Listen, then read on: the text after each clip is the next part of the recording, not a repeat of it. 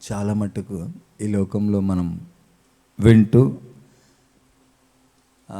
చూస్తూ ఉన్నటువంటి సందర్భాలు కొన్ని చాలా ఉంటాయి. అవి అందరిలో తరచూ కనబడుతూ ఉంటాయి.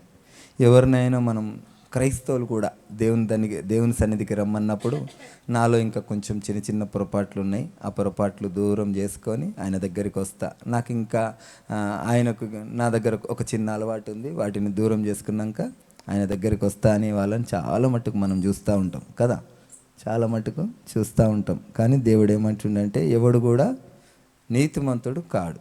యేసయ్య దగ్గరికి వస్తేనే వాళ్ళు ఏమవుతారు? నీతిమంతులుగా మార్చబడతారు. చాలామంది అన్నిలు ఏమంటారంటే అన్ని పాపాలు చేసి ఆయన దగ్గరికి వచ్చేస్తే నీతిమంతుడు అయిపోతాడా? ఇది ఎక్కడి కథ? పాపాలు చేసిన తర్వాత మీద యేసయ్యను వచ్చి క్షమించేస్తే ఆ పాపాలు పోతాయా అని ప్రశ్న వేస్తారు. అయితే పాపం అనగా మొట్టమొదట మనం గ్రహించవలసినటువంటి విషయాన్ని గ్రహిస్తే అది ఆధ్యాత్మిక జీవితంలో మనం ఇంతకుముందుకు చాలాసార్లు మాట్లాడుకున్నాం. పాపం అనగా ఏమిటి అమ్మా? ఆజ్ఞాతిక్రమం పాపం. అది వాళ్ళకి తెలియదు. పాపం అంటే ఏమనుకుంటారు వాళ్ళు? దేన్ని పాపం అనుకుంటారు? అక్రమాన్ని పాపం అనుకుంటారు. క్రమము అక్రమము, పాపము ఆజ్ఞాతిక్రమ పాపము. క్రమము అక్రమం ఏంటంటే పెళ్లి చేసుకుంటే పాపం కాదు కదా, అది పాపం కాదు. అక్రమ సంబంధం పాపం. మాట్లాడితే పాపం కాదు, చెడ్డ మాటలు మాట్లాడితే పాపం. ఇలాంటివి అనేక విధమైనటువంటి వాటిని మనం ఇమాజినేషన్ చేసుకుంటే మనకు దేవుడు క్లియర్గా చెప్తాడు. అందుకే దేవుడు ఏమంటుడు? పరలోకంలో అక్రమం చేయవారులారా నా ఎదురు నుండి పొండి అన్నాడు. అంటే ఇవన్నీ అక్రమములు. వాళ్ళకు అక్రమం తెలియదు, పాపం తెలియదు. పాపం అనగా ఏమిటంటే ఆజ్ఞాతిక్రమము. సృష్టికర్త ఇచ్చినటువంటి ఆజ్ఞను అతిక్రమించటమే పాపం. ఆ పాపం చేసినందుకు మనం ఏం చేయాలంటే తిరిగి ఆయనను గుర్తుపట్టి, ప్రభువా నేను ఆనాడు పాపం చేసిన, మా తల్లిదండ్రుల దోషము నా మీద ఉన్నది, మమ్మల్ని క్షమించు, నువ్వే దేవుడు అని నమ్ముచున్నాం అన్నప్పుడు పాపం మనకి ప్రాయచిత్తం కలుగుతుంది. ఆ తర్వాత ఆజ్ఞాతిక్రమం, ఇప్పుడు ఏదైతే పాపం చేశాను అంటున్నారో దానికి ప్రాయచిత్తం తప్పక మనిషి ఇక్కడ అనుభవిస్తాడని వాక్యం చెప్తా ఉన్నది. అయితే ఈ లోకంలో లోక సంబంధమైన అటువంటి ఆ యొక్క నైపుణ్యాలు, ఈ లోక సంబంధమైనటువంటి జ్ఞానము, ఇవన్నీ కూడా దేవుని దగ్గర ఏది కూడా పనికిరాదు. ఉదాహరణకు మోషే గారిని చూసుకుంటే ఆయన సకల విద్యలలో ప్రావీణ్యుడై ఉండి ఆయన ఏం చేసిండు? ఆయనకు జ్ఞానం ఉండే, రాజ్యాన్ని వెళ్ళేంత జ్ఞానం ఉండే, సకల విద్యలో ప్రావీణ్యుడై ఉండే, రథాలను చక్కగా నడిపేవాడు, యుద్ధం చేసేవాడు, అన్ని విధాలుగా సకల విద్యలలో ప్రావీణ్యుడై ఉండి ఏం చేసిండమ్మా? ఏం చేసిండు? చెప్పాలి జల్దిన. ఈయన సకల విద్యలు ఎప్పుడు ఉండే ఆయనలో? ఎప్పుడు? ఆయన రాజ్యాధికారిగా ఆ రాజ్యంలో ఉన్నప్పుడు ఆయనలో సకల విద్యలు నేర్పించారు ఆయనకు. అయితే అవన్నీ ఏమైనాయి అంటే ఒక నరహత్యకు చేయడానికి దోహదపడ్డాయి కదా. ఆ సకల విద్యలు కూడా ఒక నరుని హత్య చేయడానికి దోహదపడ్డాయి. కానీ ఎప్పుడైతే ఆయన ఆకాశము వైపు చూసిండో, ఈ సకల విద్యలను విడిచిపెట్టిండో, అప్పుడు ఆయన నిత్య జీవంలోనికి నడిపించబడ్డాడు. అనేక జనాంగమునకు ఆయన ఏమైండు? నాయకుడైండు. అలాగే మనము ఈరోజు మన జీవితాన్ని మన సొంతం, మన గొప్పతనం, మన నీతి అని మనం అనుకుంటే ఏమాత్రం కూడా మనం ఆయన సన్నిధిలో ఆయన ముందు మనము నిలబడలేము. కనుక ఆ విషయాలను కొన్ని మనకు తెలియని విషయాలు కాదు, ప్రతి ఒక్కటి మనకు తెలిసిన విషయాలే. కానీ కొంత మనం సంఘానికి ఎందుకు వస్తాం? మర్చిపోయినవేమో జ్ఞాపకం చేసుకోవడం కొరకే, గుర్తు చేయడం కొరకే మనం సంఘానికి ఆదివారం వస్తాం. ఈ పరిశుద్ధ లేఖనంలో ఎన్ని పుస్తకాలు ఉంటాయి? 66 పుస్తకాలు. మీరు సుమారుగా దాదాపు ఇక్కడ ఉన్న వాళ్ళందరూ ఎన్నో రౌండ్లు చదివేసి ఉంటారు కదా.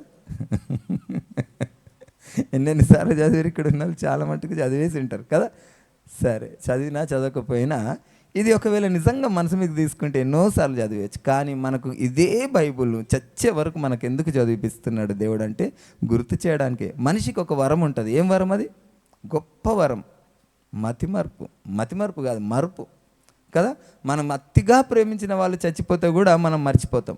ఎందుకంటే ఇక్కడ ఏదైనా చిన్న సంతోషం కలగానే ఆ సంతోషాన్ని బట్టి ఆ యొక్క దిగ్భ్రాంతిని మనం మర్చిపోతాం. దేవుడు మనకిచ్చినటువంటి వరం మరుపు. కనుక ఆ మరుపు ఉన్నదని దేవునికి తెలుసు కనుకనే దీన్ని ఏం చేస్తూ ఉన్నాడు? ప్రతి వారము మనల్ని సంఘానికి నడిపించి గుర్తు చేస్తూ ఉంటాడు. ఏమన్నా మర్చిపోయినాము బిడ్డ, దీన్ని గుర్తు చేసుకో అనేసి అంటాడు. సరే, మనము బ్రతికినామా చచ్చిపోయినామా? చెప్పాలి జల్లెలు దినం. మనం బ్రతికున్నామా చచ్చిపోయినా? త్వరగా చెప్తుంటే నేను త్వరగా ముగిస్తాను. నేను టైం ఎంత త్వరగా ముగిచ్చేస్తా, ఎందుకంటే కూర్చోలేకుండా పోతారు, చెమటలు గారుతూనే అప్పటికే. చెప్పాలి, మనం బ్రతికున్నామా చచ్చిపోయినామా? బ్రతికే ఉన్నాం కదా. మరి వాక్యం ఏమంటుందో చూద్దాం. గలతీయులకు రాసిన పత్రిక 2వ అధ్యాయం 19వ వచనం.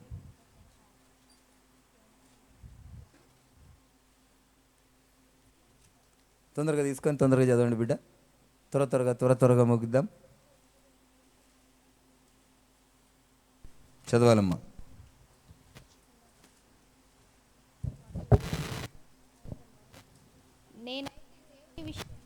నేనైతే దేవుని విషయమై జీవించుచు నిత్యము ధర్మశాస్త్రము విషయమై చచ్చిన వాడినైతిని. చాలమ్మా. స్తోత్రం ప్రభువా, పరిశుద్ధుడా, సర్వశక్తిమంతుడా, గొప్ప దేవానికి వందనాలు. నాయనా, వాక్యం భాగంలోనికి వెలుచుండగా వాక్యమును నాయనా మాకు అర్థమయ్యే విధంగా మాకు బోధించండి. నా స్వనీతిని బంధించి నన్ను మీ బూరగా మలచమని నజరేయుడైన యేసు క్రీస్తు నామములో అడిగి వేడుకొంచున్నాం తండ్రి, ఆమెన్. ఏయ్ ఒకరు అక్కడ కూర్చోండి, తొందరగా ప్లీజ్. మీరు మధ్యలో మాట్లాడుకుంటూ డిస్టర్బ్ అవుతుంది. ఒకరు అక్కడ కూర్చోండి, ఇప్పుడు మీ ఇద్దరికి ఏమైనా డిస్టర్బ్ అయితే మీరు అటు కూడా మాట్లాడకూడదు, అస్సలు మాట్లాడకూడదు. మంచిది. ఎంతసేపు నేను మౌనంగా ఉండమన్నా? అరగంట సేపు అంతే, సరేనా? అరగంట సేపు మీరు మౌనంగా ఉండలేరా? మౌనంగా ఉండటానికి ఒక చిన్న ఉదాహరణ చెప్తా. అయితే ఒక గాడిద, ఒక పెద్ద పులి రెండు వాదించుకుంటున్నాయట. చక్కగా వినండి, ఈ ఆనిముత్యాలు ఇవి. అయితే గాడిద పులి వాదించుకుంటున్నాయంట. గాడిద ఏముంటుందంట, అబ్బా గడ్డి చూడు ఎంత చక్కగా నీలం రంగులో ఉంది అని వర్ణిస్తుందట. పులి తీసి నీకేమైనా తిక్కనా, అది పచ్చగా ఉంటే నీలిరంగా అంటున్నావు అని పులి అన్నదట. అంటే ఇద్దరు వాదించుకుంటారు. కాదు, నీకే కళ్ళు పాడైనాయి, నువ్వు చక్కగా చూడు, అది పచ్చగా కాదు నీలి రంగు ఉంది అంటుందంట గాడిద. అయితే పులి అంటుందంట, అరే దీంతో ఏగలేకపోతున్నాయ్యా, ఇది పచ్చగా ఉన్నదాన్ని పట్టుకొని నీలి రంగు అంటుందని ఇద్దరు ఇట్లా వాదించుకుంటా ఉన్నారట. వాదించుకుంటుంటే ఇవన్నీ కాదు, సరే మనం రాజు దగ్గరికి పోయి అడుగుదామని సింహం దగ్గరికి పోయినట. సింహం దగ్గరికి పోయి ఇద్దరు, రాజా నేను నీలి రంగు ఉందా అంటుంటే ఇదేమో పెద్ద పులి ఏమో పచ్చ రంగు ఉందని అంటుంది. ఈ పచ్చ రంగు ఉందా నీలి రంగు ఉందా అంటే సింహం ఏమన్నదంట, అవును నీలి రంగే ఉంది అన్నదంట. అనగానే గాడిద ఎగిరి గంతేసి క్యా అని ఒర్రిందట. ఒర్రి నేనే గెలిచినా అని పోతూ మళ్ళీ వెనక ఉరికొచ్చిందట. ఉరికొచ్చి ఏమంటుందంట, రాజా నేనైతే గెలిచినా, కానీ ఓడిపోయిన ఆమెకు శిక్ష అయ్యవా నువ్వు? ఆమె ఓడిపోయింది కదా అని పెద్ద పులిని చూపించి అడిగితే సింహం అంటాడంట, అవును నిజమే, శిక్ష వేయాలి, ఎందుకంటే నీతో ఆర్గు చేసి ఓడిపోయింది కాబట్టి, కానీ 3 రోజులు మౌనంగా ఉండాలా, ఎవరితో కూడా నోరు తెరిచి మాట్లాడకూడదని శిక్ష వేస్తాడట. వేసేయంగానే గెలిచింది గాడిద ప్లస్ శిక్ష వేయించింది గాడిద అని సంబరంగా ఉర్రుకుంటా దాని ఒర్రుడు ఎట్లుంటుంది తెలుసు కదా, మధురంగా పాట పాడినట్టు ఉంటుంది. ఉర్రుకుంటే వెళ్ళిపోతుంటే పులేమన్నదంట సింహంని, రాజా నీకు తెలుసు నాకు తెలుసు భూమి గడ్డి పచ్చగా ఉందని, నువ్వు ఎందుకు గాడిద నీలిరంగు ఉందంటే నువ్వు ఎందుకు ఒప్పుకున్నావు? మళ్ళా అది తప్పని తెలిసి నాకే శిక్ష ఎందుకు వేసినావు అంటే, గడ్డి పచ్చగా ఉందని నీకు తెలుసు నాకు తెలుసు కదా, ఈ పచ్చగా ఉందన్న సంగతి లోకమంతా తెలుసు, కానీ అది నీలిరంగు ఉందంటే నువ్వు దాంతో ఎందుకు ఆర్గ్యూ చేసినావు? దాంతో ఆర్గ్యూ చేసినందుకు నీకేం చేసినా 3 రోజులు శిక్ష, మాట్లాడకూడదని. కనుక గాడిద మాటలు మనం వినకూడదు, మనం ఎవరి మాటలు వినాలి? ఆ మాటలే వినాలి. ఎదుటి వాళ్ళతో మనం వాదించినప్పుడు మన సమయం వ్యర్థం అవుతుంది. కనుక ఇప్పుడు మనకేం తెలిసింది, ఇప్పుడు మనం ఏం చేయాలి? మౌనంగా ఉండాలి, సరేనా? మంచిది. ఇక్కడ ఏమంటున్నాడు, మనము బ్రతుకున్నామని చెబుతున్నటువంటి మనము ఎవరమట? చచ్చిన వారమే. అంటే ఏ విధంగా చచ్చిన వారము? సహాయం చేసే విషయంలో చచ్చిన వారమా? పరామర్శించుటలో చచ్చిన వారమా? ప్రేమ చూపించుటలో చచ్చిన వారమా? ఏ విషయంలో చచ్చిన వారం అనే విషయాన్ని మనం గ్రహించాలి. ఈరోజు చచ్చిన జీవితం ఎందులో ఉంటుందంటే, సహాయం చేసే విషయంలో చచ్చిన వారుగా ఉంటున్నాం, ప్రేమించే విషయంలో చచ్చిన వారుగా ఉంటున్నాం, పరామర్శించే విషయంలో చచ్చిన వారుగా ఉంటున్నాం, ఒకరికొకరు సహాయం చేసుకునే విషయంలో చచ్చిన వారుగా ఉంటున్నాం, దేవుణ్ణి ఘనపరిచే విషయంలో చచ్చిన వారిగా ఉంటున్నాం, దేవుని పరిచర్య చేసే విషయంలో చచ్చిన వారిగా ఉంటున్నాం. ఎందుకంటే చచ్చిన వారు ఏం చేస్తారు? కాలు చేయి కదపరు, నోరు మాట్లాడదు, చచ్చిన వారిలాగా ఉంటుంది. ఈరోజు ప్రార్థన చేయమంటే చచ్చిన వారిలాగా ఉంటున్నాం, పాట పాడమంటే చచ్చిన వారిలాగా ఉంటున్నాం, సువార్త ప్రకటించడానికి చచ్చిన వారిలాగా ఉంటాం. కానీ మనం ఏ విషయంలో చచ్చిన వారిగా ఉండాలా, ఏ విషయంలో మనం చచ్చిన వారిగా మనం ఉంటున్నామో మనల్ని మనం పరీక్షించుకోకపోతే మన జీవితం, క్రైస్తవ జీవితం అంతా కూడా వ్యర్థమే అని దేవుని వాక్యం చెప్తా ఉంది. ఏ విషయంలో చచ్చిన వారిగా ఉండాలంటే శరీరేచ్ఛలు, శరీర భోగాలను మనము చచ్చినట్టు సమాధి చేసుకొని మనము బ్రతకాల. దేవుని యొక్క బిడ్డలు ఏమంటారు, నేనైతే దేవుని విషయమై జీవించు నిమిత్తము ధర్మశాస్త్రము విషయమై చచ్చిన వాడినైతే. ధర్మశాస్త్రం మనమందరము కూడా మోషే ధర్మశాస్త్రం వలన మనము చచ్చిన వారం అయితే. ఎలాగూ చచ్చిన వారం అయితే అంటే దేవుని మాటను వినక ఆ యొక్క ఆజ్ఞను అతిక్రమించడం కనుక మనమందరము చచ్చిపోయిన వారు. మన పితరులు చాలామంది చచ్చిపోయారు. ఈ గొప్ప రక్షణ వాళ్ళకి లేదు. ఉందంటారా? మన పితరులు ఎంతోమంది తాత ముత్తాతలు అందరూ కూడా నరకానికే పోయినరు. స్పష్టంగా బైబిల్లో రాయబడ్డది అది. ఎందుకంటే ఆ ధన్యత వాళ్ళకు లేకుండా పోయింది. ఏ ధన్యత చెప్పాలమ్మా? జల్లెల్ది నోరు తెరిచి చెప్తేనే కదా నేను జరిగేది ముందుకు వెళ్తా. మీకు అర్థమవుతుందా లేదా నాకు అర్థం అవ్వడానికి మీరు నోరు తెరిచి చెప్పాలా. ఏ ధన్యత లేదు? యేసయ్య మరణించినటువంటి ఆ మరణ పునరుద్ధానములు వాళ్ళు తెలియదు.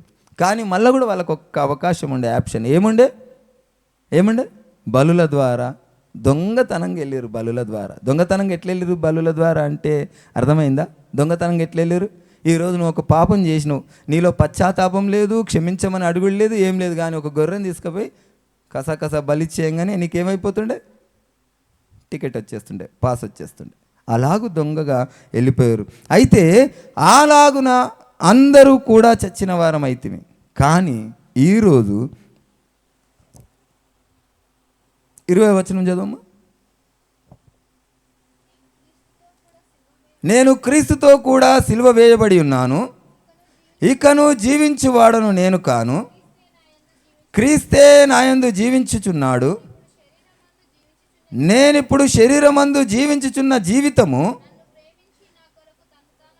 నన్ను ప్రేమించి నా కొరకు తన్ను తాను అప్పగించుకొనిన దేవుని యందలి విశ్వాసము వలన జీవించుచున్నాను.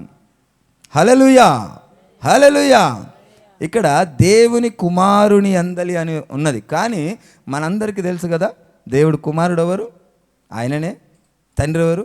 ఆయననే. కాబట్టి నేను దేవుని యందలి అని మాట్లాడుతూ ఉన్నా. ఇంకా దేవుని యందలని మనకు తెలిసిన తర్వాత ఇంకా మనం కుమారుడు అని మనం పలకవలసినటువంటి అవసరత మనకు లేదు.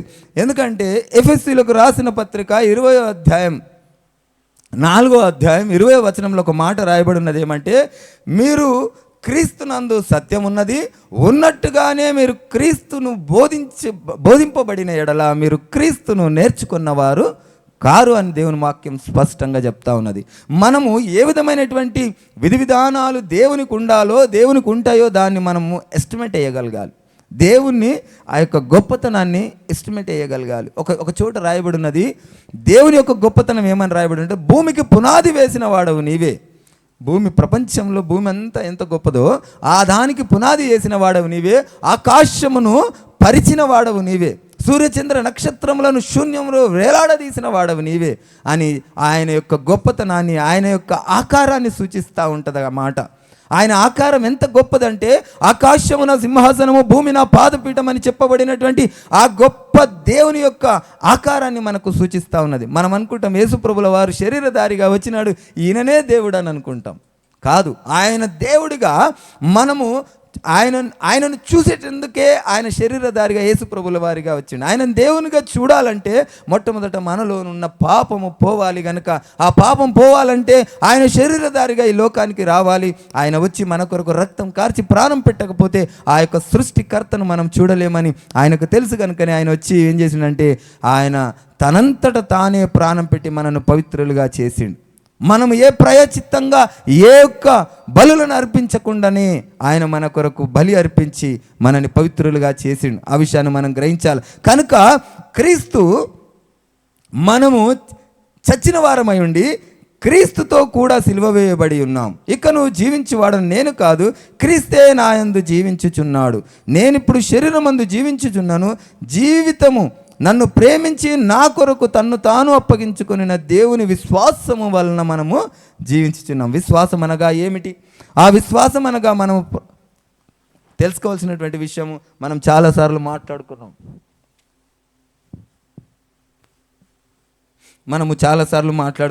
ఆ విశ్వాసం అనగా ఏంటంటే దేవాది దేవుడైనటువంటి ఆ దేవుడు శరీరధారిగా వచ్చాడని ఆ విశ్వాసము చేతనే మనము రక్షణ పొందుచున్నాం. ఆ విషయాన్ని మనం గ్రహించాలి. అందుకే అనేకులు ఈ రోజుల్లో అనేక మంది అబద్ధ బోధకులు వచ్చి అనేక విధమైనటువంటి అబద్ధాలు చెప్పినప్పుడు మనం ఏం చేయాలంటే మనకున్నటువంటి నిరీక్షణ ఈ విశ్వాసం. ఏ విశ్వాసము?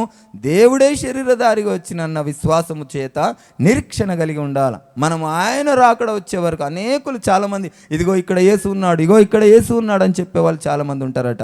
కానీ మనము ఆ విశ్వాసం చేత నిరీక్షణ కలిగి ఉండాలి. అయితే మనం చచ్చిన వారి విషయంలో మనం ఒకసారి మనం ధ్యానం చేసుకోవాలి. ఏ విషయంలో మనం చచ్చిపోయినట్టు మనం బ్రతుకుతా ఉన్నాం, మనం ఏ విషయంలో మనం చచ్చిన వాడిగా మనం బ్రతుకుతా ఉన్నామో మనము గ్రహించాలి. మనం కోపంలో మనము ఆ యొక్క ఎవరైనా ఏదైనా మాట్లాడితే దానికి జవాబిచ్చుటలో, సహాయం చేసుటలో, ప్రేమించుటలో, మనం రక్షణ నిమిత్తము సువార్త ప్రకటించుటలో మనం ఈ విషయాల్లో మనము చచ్చిన వాడిగా ఉన్నామా మనం పరీక్షించుకోవాలి. మన బాధ్యతను మనం సక్రమంగా నిర్వర్తిస్తున్నామా మనల్ని మనం పరీక్షించుకోవాలి.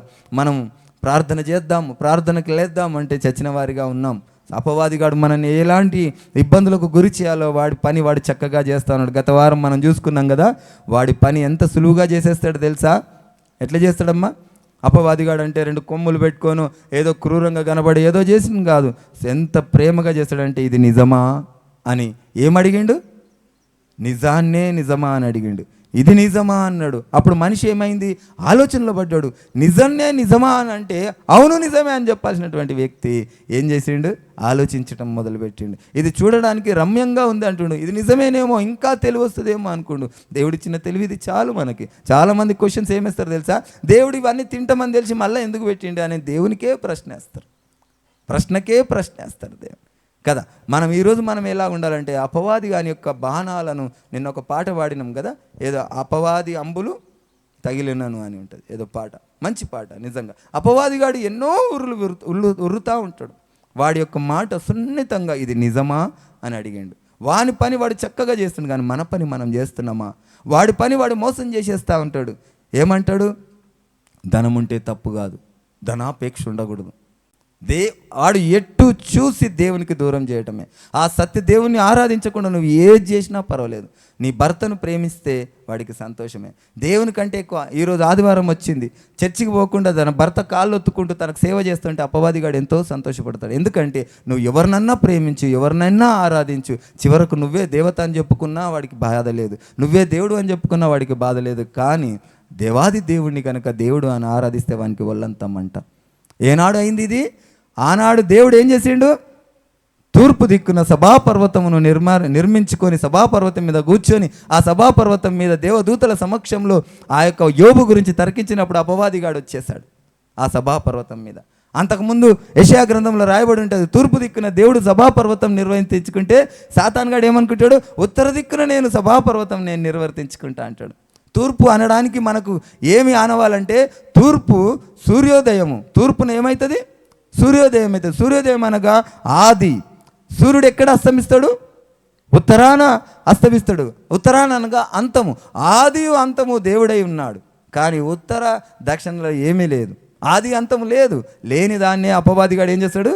క్రియేట్ చేసి చెప్తా ఉంటాడు. యేసుప్రభుల వారు ఏమో సత్యం ఆది అంతము నేనే ఉన్నానని దేవుడు చెప్తే వీడేం చేస్తాడు? ఉత్తర దక్షిణ నేనున్నానంటాడు. ఉత్తర దక్షిణలో ఏం లేదు, ఆది లేదు, అంతం లేదు. వాడు ఉట్టి బోగస్ డమ్మి. నేను రక్షణలో లేనప్పుడు నేను చాలా భయపడేవాడిని. రాత్రులు నిద్రపోకుండా భయపడేవాడిని. ఉలికి పడి ఏడ్చేవాడిని. నా నోరు మా గొంతుకు నొక్కేసేవారు. నేను ఇట్లా అంటుంటే కానీ నోట్ల నుండి మాట వచ్చేది కాదు. మేరీని అడగండి చెప్తుంది. మేరీని నాకు పక్కన ఉంటే చేసి పడుకో అంటుంటే, ఎందుకంటే భయం ఎక్కడ దయ్యం వస్తుందా అని. ఎప్పుడైతే నేను ఇప్పుడు యేసయ్య దగ్గరికి వచ్చినో ఈ దయ్యాన్ని ఇలా కొడుతున్నా. హల్లెలూయా, హల్లెలూయా. ఇప్పుడు నాకు తెలిసిపోయింది ఏంటంటే ఆ దయ్యం ఏందది? బోగస్. అది ఒట్టిదే, దాంట్లో ఏ శక్తి లేదు. ఇగో యేసు ప్రభును ఆ దయ్యం ఎప్పుడు ఏమనుకుంటుందంటే యేసు ప్రభుల వారి యొక్క ఆకారాన్ని చూసి ఇంతే అయిన ఆకారం అనుకుంటుంది. కానీ ఆయన ఆకారం ఆకాశము భూమికి కూడా సరిపోయినటువంటి ఆకారమైనది. ఆ ఆకారాన్ని మనం చూడాలంటే మనం మొదట ఆయన ఆకారాన్ని, ఆ మహిమను, దేవుడు చాలా మటుకు మంచి మంచి మాటలు ఆనుమత్యాలను మనకి ఇక్కడ పొందుపరిచిండు. ఏమని పొందుపరిచిండంటే ఆయన మహిమనట వస్త్రము వలె విప్పెను, వస్త్రం వలె వేసుకుంటాడని ఉంటుంది. ఆయన మహిమను విడిచి మానవుడిగా ఈ లోకానికి వచ్చినాడని ఉంటుంది. ఆయన ఆకాశమును పాతగిలిపోతే వస్త్రమును మార్చినట్టు మారుస్తాడట. అందుకే ఒక చోట రాయబడి ఉంటుంది కదా, కొత్త ఆకాశము కొత్త భూమి అని. అంతటి గొప్ప శక్తిమంతుడు ఆయన. ఆయన శక్తిని మనం ఖాళీ యేసు ప్రభులాగానే చూస్తాము. యేసు ప్రభులాగా కాదు, ఆయన ఆకారం గొప్ప ఆకారము. ఆయన మహిమను విడిచి మానవుడిగా మన కొరకు రాకపోతే మనకు ఆ మహిమను చూసే యోగ్యత లేదు, ఆ భాగ్యం లేదు. కనుక ఆ మహిమను చూపించడానికి ఆయన శరీరధారిగా వచ్చి, అపవాదిగాడు కూడా యేసుప్రభుకి ఇంతే అనుకుంటున్నాడు. కానీ యేసుప్రభుల వారు ఆ శరీరంతో ఉండి కూడా ఎన్ని గొప్ప కార్యాలు చేసిండు. సముద్రాన్ని గద్దిస్తే సముద్రం ఏమైంది? నిమ్మలమైంది. ఆయనతో ఉన్నవారు అందరూ ఏమంటారు, ఎవరు ఈయన, ప్రకృతి ఈయనకు లోబడుతుంది అని అంటాడు. మరణ పునరుద్ధానపు తాళపు చేతులు ఎవరి దగ్గర, ఎవరి వశంలో ఉన్నాయట? యేసయ్య దగ్గర ఉన్నాయట. మనకు కావాల్సింది ఏంటి? ఈ సృష్టిలో ఉన్నదంతా మన చేతిలో మనం ఏదో మాయ చేసి అయిపోవాల్సిన అవసరం లేదు. కానీ మరణ పునరుద్ధానములు మనకు కావాలి. మనం మరణిస్తే ఎక్కడికి వెళ్తామో అక్కడ నిత్య జీవంలో మనం ఉంటామా, లేదా నిత్య నరకంలో మనం ఉంటామా అన్న ఆలోచన మనకు మొట్టమొదట మనకు ఉండాలి. కనుక మరణ పునరుద్ధానములు ఎవరి వశంలో ఉన్నాయి? అవి యేసయ్య వశంలోనే. అవి ఎవరికి ఇచ్చిండు? మళ్ళా తిరిగి మనకిచ్చిండు. మరణ పునరుద్ధానములు నీకు ఆ యొక్క మరణపు తాళపు చేతులు మనకిచ్చిండు. ఎందుకంటే ఇంకా నీకు మరణం లేదు. నేను అప్పుడు సినిమాలు చూసేటప్పుడు ఒక పాట ఉండేది, మరణంలో కూడా నీకు తోడుంటానని. అంతుట్టిదే కదా. ఆడ కాలితే నేను చాలా మటుకు కొంతమందిని చూసిన, ప్రేయసిని ప్రేమించి చచ్చిపోతే ఆమెను కాల్చేసే వీడు కూడా అందులో పడి చచ్చిపోయినటువంటి కొన్ని చూసినాను. అయితే వాళ్ళిద్దరు కలిసి ఏమయ్యారు? చచ్చిపోయారు. మరణంలో నీకు తోడుంటానని పాట మాత్రమే రాస్తారు, కానీ మరణం తర్వాత ఎవరు చూడలేదు. అక్కడ పోయిన తర్వాత ఒకే ఒక్క సత్యవంతుడు మరణంలో కూడా, మరణంతో అయినాక కూడా తోడుండేటటువంటి నిత్య దేవుడు, సజీవుడైన మన యేసయ్య. ఎందుకనగా ఆయన మరణాన్ని జయించినటువంటి, ఆయన నిత్య జీవమునిచ్చినటువంటి సృష్టికర్త. ఆ విషయాన్ని మనము గ్రహించాలి. కనుక ఈరోజు మన ఆత్మీయ జీవితం చచ్చిన మాదిరిగా మనలో ఉండకూడదు. శరీర జీవితం చచ్చిన వారిగా ఉండాలి కదా. మన శరీరేచ్ఛలు చచ్చిపోవాలా, ఆత్మీయ జీవితము బ్రతికినట్టు ఉండాలి. మనం ఈరోజు మనం పరీక్షించుకుందాం, ఈరోజు మనం ప్రశ్నించుకుందాం. చర్చికి వెళ్ళేటప్పటికి ఆదివారం అనేసరికి నిర్లక్ష్యం. ఆదివారం అనేసరికి మనకు ఎట్లుండాలి తెలుసా? మేము చిన్న ఉన్నప్పుడు మేము ఏదైనా ఊర్లలో పోవాలంటే, మాకు ఊర్లు ఏం లేవు. మా అమ్మ ఏదైనా ఊరికి తీసుకుపోతుందంటే 2 రోజులు నిద్ర రాకపోవు. ఎప్పుడు మరుసటి రోజు వస్తుందా అని బట్టలు అవన్నీ చేసుకొని ఆ వంటకాలు చూస్తుంటే అవన్నీ మాకు ఆ జర్నీ ఎంతో ముచ్చటగా అనిపిస్తుండే. మేము ఊరికి పోతామని. మేము ఇప్పుడు ఒక్కొక్కసారి ఏదైనా పోదామంటే వీళ్ళు పిల్లలు లేచి టక్మని కూర్చుంటారు 5 గంటలకు 4 గంటలకు. అట్లా లేచి కూర్చుంటుండే మేము ఊరికి పోతామంటే. అట్లా ఆదివారం వస్తే మనం అలాగ ఉండాలి మన పరిస్థితి. రేపు ఆదివారం ఎంతమందికి ఉంది రేపు ఆదివారం అన్న సంతోషం? ఎంతమంది లేపుతుంటే కూడా లేవని చచ్చిన మాదిరిగా బ్రతుకుతున్నారు? ఎంతమంది ఆ యొక్క ఆసక్తితోని ఆత్మీయ జీవితంలో ఆ రేపు ఆదివారం అని ఈరోజే సంబరపడినటువంటి ఆత్మీయ జీవితం ఉన్నదో ఒక్కసారి మనం ఆలోచించుకోవాలి. సాయంకాలం ప్రార్థన అంటే, అయ్యో ప్రార్థన ఉంటుంది, ప్రార్థనలో నేను ఏమన్నా పాట పాడతా, నీకు ఏమన్నా వాక్యం చెప్తా, ఏదైనా నేను సొంతంగా స్పెషల్గా నేను ఏదన్నా దేవుని కొరకు ప్రజెంట్ చేస్తా అన్న ఆశ ఎంతమందికి ఉన్నది ఆత్మీయ జీవితంలో? ఆ విషయాన్ని మనం గ్రహించాలి. ప్రార్థన అనగానే లేచి వెళ్ళిపోతూ ఉంటాం. ప్రార్థన అప్పటి వరకు కూర్చొని ముచ్చట్లు పెడతా ఉంటాం, కానీ ప్రార్థన అనగానే వెళ్ళిపోయే వాళ్ళు కూడా చాలామంది ఉంటారు. కనుక మనం ఎప్పటికైనా కానీ గుర్తుపెట్టుకోవాలా, ఆత్మీయ జీవితంలో బ్రతికినట్టు, ఆ యొక్క శరీరానుసారమైనటువంటి జీవితంలో చచ్చినట్టు మనం బ్రతకాలి. కొన్ని విషయాలు కొన్ని బాధ కలుగుతుండొచ్చు. కొన్ని మాటలు, దేవుని మాటలు ఎలాగుంటాయంటే బాధ కలిగిస్తూ ఉంటాయి. కలుగుతాయా? ఒక విషయం గుర్తు చేసుకోండి. మగ్ధకు ఆపరేషన్ అయినప్పుడు బాధ అయిందా కాలేదా? ఆపరేషన్ అనగానే బాధ అవుతుందా కాదా? ఆపరేషన్ ద్వారా బాధ ఉంటుందా ఉండదా? కొన్ని నెలలు బాధపడాలి, కానీ ఆ బాధ ఏ విధంగా ఉన్నది? సంతోషంగా ఉన్నది. ఎందుకు? ఒక బిడ్డకు జన్మనిచ్చింది. ఆ బిడ్డను చూస్తూ జీవితాంతం సంతోషంగా ఉన్నది. ఒక బాధ కలగకపోతే ఆ సంతోషాన్ని చూడలేదు. ఈ యొక్క వాక్యం మనని బాధిస్తే సంతోషపడండి, ఎందుకంటే మన జీవితంలో మార్పు వస్తుంది, మన జీవితంలో సంతోషం వస్తుంది అనే విషయాన్ని మనం గ్రహించండి. ఏదైనా మనకు కంతో గడ్డనో ఏదైనా అయినప్పుడు డాక్టర్ దగ్గరికి పోతే అయ్యో కంతి అయిందా, గడ్డ అయిందా, అయ్యో చొచ్చు పాపం అని ఇట్లా ఇట్లా అనేసి పోనా అని ఇట్లా అంటే అయిపోతుందా? పోతుందా? అది పోదు. దాన్ని ఏం చేయాలా? సూది పెట్టి మన గుచ్చితబ్బా అని ఏడవాలా. ఏడ్చిన తర్వాతనే అది పోతుంది. బాధ దేనికి? మంచిదే. మరక మంచిదే కాదు, బాధ మంచిదే. మరక చెడ్డది కదా, మరక చెడ్డది, బాధ మంచిది. ఆ బాధను మనం గుర్తుపెట్టుకోవాలా. ఈరోజు వాక్యం మనకు సూటిగా తగులుతుందంటే మనం ఏం చేయాలా? సంబరపడాలా, సంతోషపడాలా. మన శరీరానుసారమైనటువంటి జీవితము చచ్చిన మాదిరిగా మనకు ఉండాలా.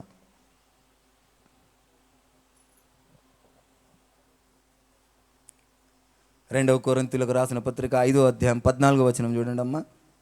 ముగించేస్తా, కూర్చోలేకపోతున్నారు అందరూ, ఆపసాపాలు పడుతున్నారు. ముఖాలు చూస్తుంటే వాక్యం చెప్పబుద్ధి అయితలేదు.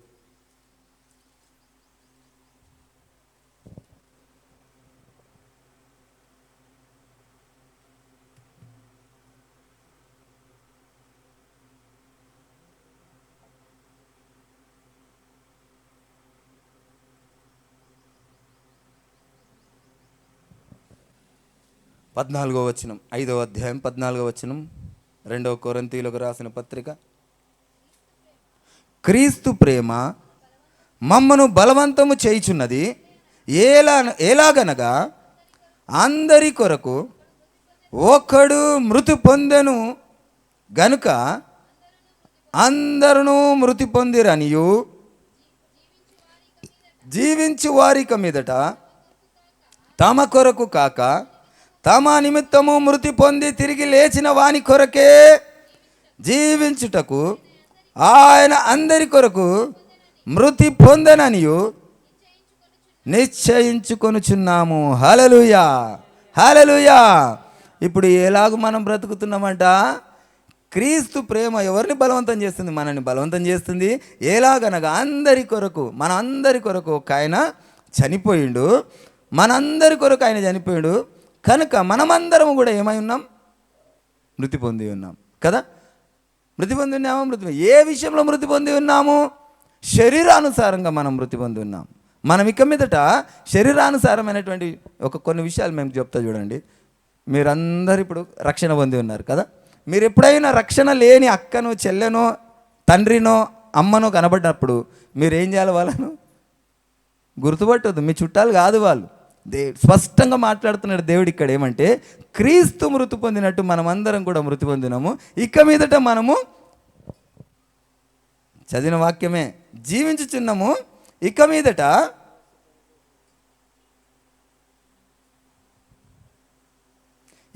మేము శరీర రీతిగా ఎవరినైనాను ఎరుగము. మనమందరము క్రీస్తుతో మృతి పొంది ఉన్నాము కనుక ఇక మీదట శరీరానుసారంగా కూడా ఎవరిని మనము ఎరగము. ఏ అనుసారంగా మనం ఎరుగుతాము? ఆత్మానుసారంగా ఎరిగి ఉండాలా. ఆత్మలో అసలు ఇవాళ రేపు ఆత్మానుసారంగా ఉన్న వాళ్ళని ఎవరైనా రికగ్నైజ్ చేస్తుండ్రా? లేదు. శరీరానుసారంగా ఏ విధంగా అంటే ఎవరికి ఎంత బంగారం ఉందో దాన్ని బట్టి మొట్టమొదట విలువ, ఇంపార్టెన్స్ కదా.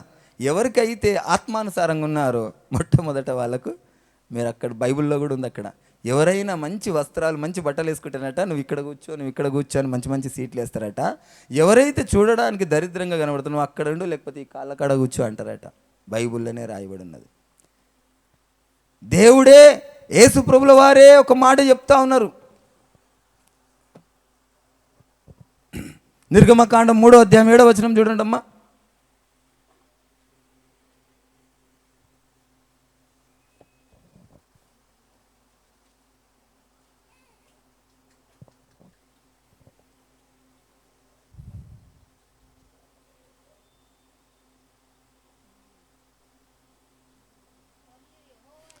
మరియు యెహోవా ఇట్లా నేను ఐగుప్తులోనున్న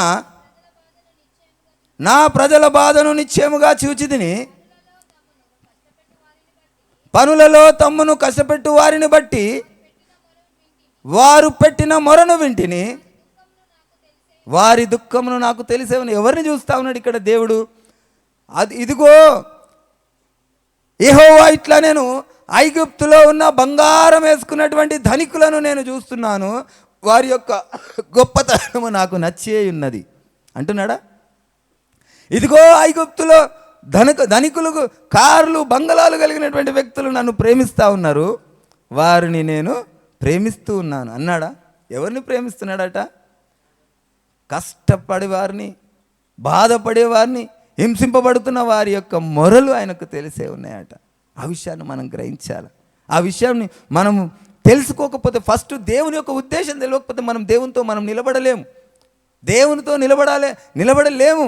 మనం ఆయనతో జీవించలేము. ఆయన యొక్క ఉపదేశాన్ని మనం బోధించలేము. చాలా మటుకు ఈ రోజుల్లో చాలామంది కూడా బంగారం లేకపోతే విలువ లేదని, ఈ సమెత్తు బంగారం లేదని అంటారని బంగారం వేసుకుంటున్నారు. అది దేవునికి ఇష్టమైనదని తెలిసి కూడా శరీరానుసారమైనటువంటి ఆ యొక్క ఏం చేస్తూ ఉన్నారు? శరీరానుసారంగా చావవలసిన వారు ఆత్మానుసారంగా చచ్చిపోతూ ఉన్నారు. అది దేవునికి పెద్దగా పాయింట్అవుట్ కాకపోవచ్చు, కానీ దేవుడు మాత్రము ఇతరులను పట్ల, ఇప్పుడు అది బంగారం వేసుకుంటే మంచిది అంటే వేసుకునే వాళ్ళ సంఖ్య ఎక్కువ ఉంటుంది. వారు ఎక్కడుండాలా, వారి యొక్క స్థితి ఎక్కడుండాలా అనేది దేవుడు ప్రశ్నిస్తూ ఉన్నాడు. మనమందరికీ సమానత్వం ఇచ్చినటువంటి దేవుడు కదా. ఒకవేళ అందరికీ సమానత్వం ఇస్తే అందరికీ ఒక్కొక్క 2 కిలోలు ఇచ్చేస్తుండే దేవుడు. ఆ విషయాన్ని మనం గ్రహించుకొని మనం బ్రతకాలి. ఏది దేవునికి ఇష్టమో దానిని విడిచిపెట్టడమే మనము దేవుని యొక్క నడవడిని మనం ఎరిగిన వారం అవుతాం. కనుక అదేవిధంగా దేవుడు ఏమంటున్నాడో, మనము శరీరానుసారంగా చచ్చిపోయాలట, ఆత్మానుసారంగా మనము జీవించాలట. చూడండి ఇది. కావున ఇక మీదట మేము శరీరరీతిగా ఎవరినైనాను ఎరగము, మేము క్రీస్తును శరీరరీతిగా ఎరిగిండి ఇక మీదట ఆయనను అలాగూ ఎరగము. కాగా ఎవడైనను క్రీస్తునందు ఉన్న ఎడల వాడు నూతన సృష్టి, పాతవి గతించెను, ఇదిగో క్రొత్తవాయెను. మనము యేసుప్రభుల వారు ఈ లోకానికి శరీరరీతిగా వచ్చారు కదా. శరీరరీతిగా వచ్చినప్పుడు యేసుప్రభుని వారిని ఎలాగూ గుర్తుపట్టినారమ్మా, ఎలాగూ రికగ్నైజ్ చేసిండ్రు అంటే, ఇంకా మిమ్మల్ని ప్రశ్నను అడిగితే మీకు సమాధానం ఇచ్చేటటువంటి స్థితిలో మీరు లేరు. ఎవరిని అన్నారు? యేసుప్రభుని మరియ కుమారుడు అన్నాడు కదా.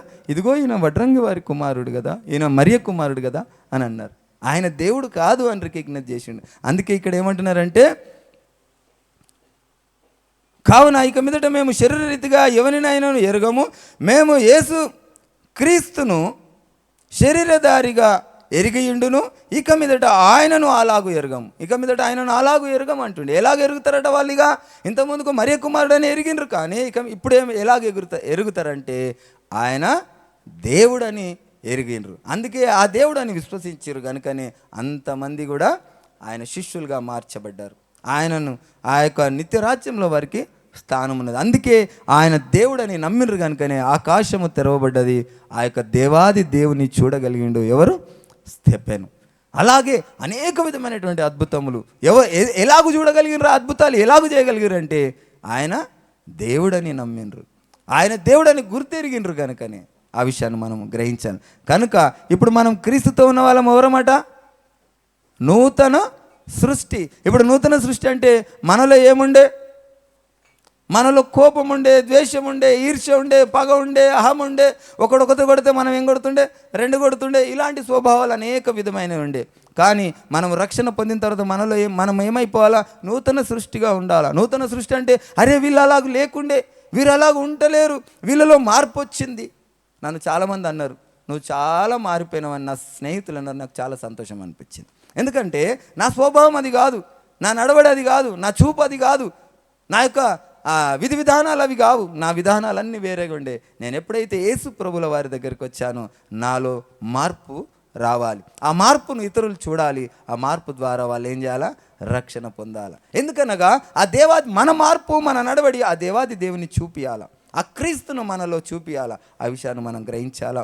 ఆ విషయాన్ని మనం గ్రహిస్తే ఆ యొక్క నిత్య రాజ్యంలో మనం ఉంటాం.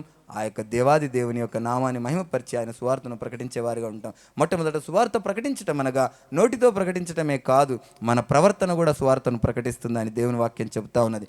మన నడవడి, మనం చచ్చిన వారం అయితే ఇతరులకు ఏమైపోతుంది అంటే ఆ క్రీస్తును చూపిస్తూ ఉంటుంది. మనలో ప్రవర్తన చచ్చిన మాదిరిగా మనం ఆ ప్రవర్తన కనబడేటప్పుడు ఇతరులు ఏం చేస్తారు, వీళ్ళు క్రైస్తవులు. నేను చాలా మట్టుకు చిన్నప్పటి నుంచి నేను అన్య స్నేహితులు నాకు చాలామంది ఉండే, మేము అన్య కుటుంబంలోనే పుట్టినాం. వాళ్ళందరూ కూడా మమ్మల్ని ఒక్కొక్క విషయాల్లో బలవంతం చేసినప్పుడు మేము కొంతకాలము ఇబ్బంది పడి మేము అది చెయ్యము అని చెప్పినప్పుడు తర్వాత వాళ్ళు ఏమన్నా వాడు దేవుని బిడ్డ అనడం మొదలుపెట్టిండ్రు. వాడు దేవుని బిడ్డరా, వాడిని వదిలేయండి, వాడు దేవుని బిడ్డరా, వాడిని అడగకండి, వాడు దేవుని బిడ్డరా, వాడు ఇవ్వడు అనేటటువంటి స్వభావం నేను చూశాను. చందాకు వస్తుండే, చందాకు వచ్చే వాళ్ళు ఇయ్యరు అని వెళ్ళిపోతుండే పక్కింటికి. నేను చెప్పకనే పోతుండే, పక్కింటికి వెళ్ళిపోతా ఉండే. ప్రసాదం ఇవ్వడానికి వస్తుండే, వాళ్ళు తినరు అని వెళ్ళిపోతా ఉండే. ఇంకేమైపోయింది వాళ్ళకి, అప్పుడు క్రీస్తును మనము చూపించిన వారుగా అయినాం. మనం అనేక చోట్ల రాయబడి ఉంటుంది ఈ మాటలు ఏమనంటే, వీరు ఒక దేశానికి సంబంధించిన వారు కాక సపరేట్గా ఒక కొండ తెగకు చెందిన వారిగా క్రీస్తు బిడ్డలు ఉంటారట. వారు ఈ లోకానికి సపరేట్గా వేరుగా ఉంటారట. ఈ లోకంలో అందరిలాగా ఉంటారట. అందరిలాగా మనం ఉంటే దేవుని బిడ్డలం ఎట్లయితాం, మనం నూతన సృష్టి ఎట్లయితాం మనం, ఆ విషయాన్ని మనం గ్రహించాలి. ఆచారాలకు దూరం, వ్యతిరేకం, ఆచారాలకు దూరము, ఆ యొక్క విధి విధానాలకు దూరము, మనము ప్రాణములను సైతం లెక్క చేయక, ఎవరి ప్రేమను కూడా లెక్క చేయక క్రీస్తు కొరకే మనము బ్రతుకుచున్నాం. ఎందుకంటే ఆయన ఉచితంగా మనకిచ్చిండు కనుక ఆ విధి విధానాలు మనం అందరికీ మనం నేర్పించుకొని మనం ఆయనను బయలుపరిచేటటువంటి తత్వం మనం కలిగి ఉంటే ఆ దేవుని నామానికి మహిమ కలుగుతుంది. కనుక మనము ఈరోజు మనం గుర్తుంచుకోవాల్సినటువంటి విషయము, శరీరానుసారంగా చచ్చిపోయి ఆత్మానుసారంగా బ్రతికున్నాం. మనము శరీరానుసారంగా చచ్చిపోయినప్పుడు ఇతరులు మనలో క్రీస్తును చూస్తారు కనుక ఆ విధానాలు మనం ఇతరులకు చూపిస్తూ సువార్త ప్రకటించాల్సిందిగా దేవుడి వాక్యం దీవించి ఆశీర్వదించును గాక. మన